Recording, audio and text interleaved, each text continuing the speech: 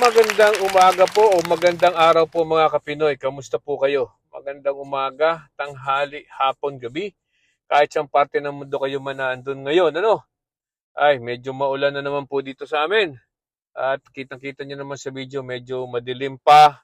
Ngayon po ay alas 7 na ng umaga, papasok tayo ng trabaho. Alright, okay lang daw. Okay lang daw, sabi ni Sara Duterte, na gumamit ng AI basta hindi po pinagkakakitaan sa negosyo. Okay ba yon talaga? Yun lang ba ang exception? AI na pinagkakakitaan sa negosyo?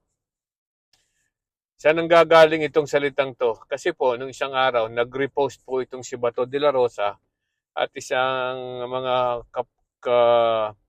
tawag dito, mga kakampon ng mga Duterte, tulad ni Basti at ni Pulong, ay nag-repost po ng isang video ng isang bata. Hindi man bata, siguro high school na yon. At sinasabi na ayaw niya ng impeachment, kung ano-ano, mga pabor po sa mga kay Sara Duterte, ano, mga salitang yon. At yan po ay nirepost ni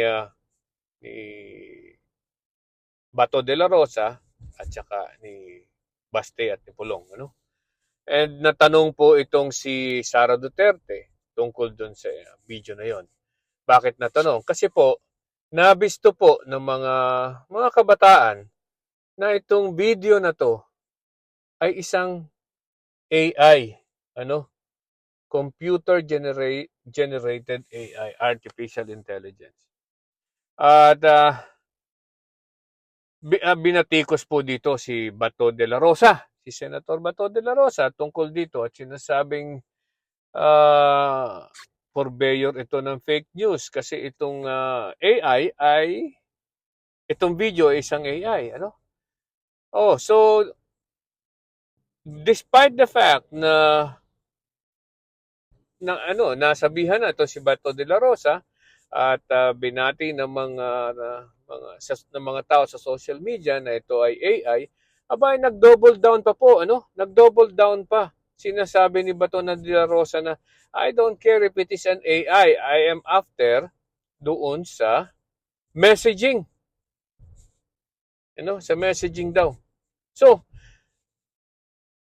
natanong din itong si Sara Duterte, tungkol dito sa sinabi sa mga nirepost nitong si Bato de la Rosa tungkol dito sa AI video na to. Abay, ang pagkakasabi po ay okay lang yan. Okay lang yung AI na yan basta hindi pinagkakakitaan o ginagamit sa negosyo. Ang tanong, ganun ba talaga yon?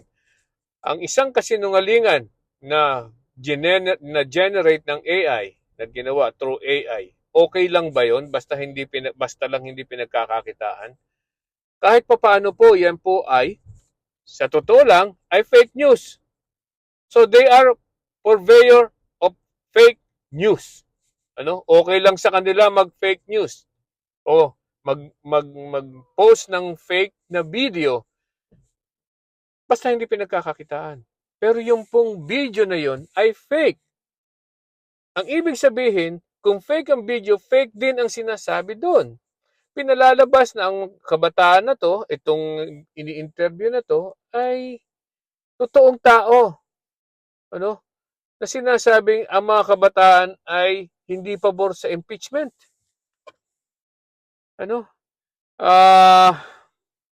Medyo may mali po doon, Dahil po, noong March 2025, March 2025, 84%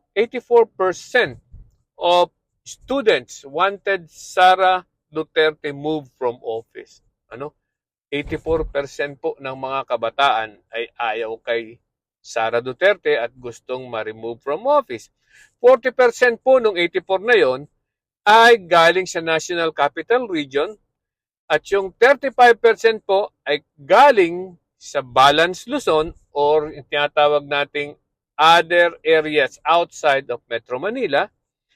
Ang sunod po ay 15% po nun ay from Visayas at 10% po from Mindanao. Okay? So, obviously, mahihirapan kang kumuha ng isang i-interviewin na estudyante para sabihin na sila ay pro Sara Duterte. 84% po sa 10 ay isa lang siguro makukuha mo o dalawa, wala pang dalawa, no? Okay? So, kaya siguro po ginamit ang AI kasi alam nilang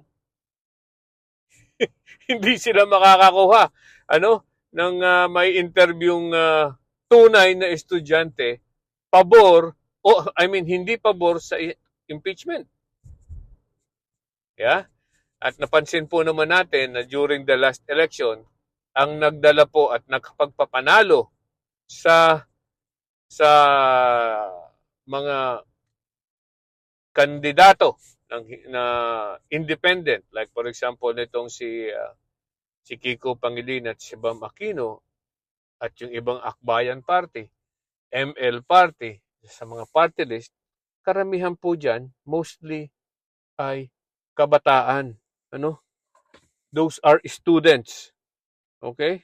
So, balik tayo dito sa AI na to. Ang sabi ni Bato, I don't care if this post is AI generated or Manobo generated because I am not after the messenger, I am after the message. Imagine that. Okay? It doesn't matter. Basta na AI yan or fake yung video na yan, basta daw yung message ay yun ang nagustuhan niya. Pero from the fact na yan po ay AI generated, that is fake. And everything in it is fake. Right?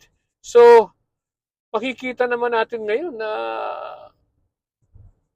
ang paggamit nila ng AI ng mga Duterte ay obvious na para persuade o ipakita sa mga tao na may mga tao pang naniniwala sa kanila. Yan ang gusto nilang palabasin. Na ang mga Duterte ay gusto pa ng mga tao, pero sa totoo lang ay puro fake news dahil AI pa. Okay? So, tayo pong mga tao, napakaganda na po nung ngayon ng artificial intelligence videos na talagang halos totoo. Kaya dapat po tayo ay maging mapanuri sa lahat sa bawat inilalabas na balita.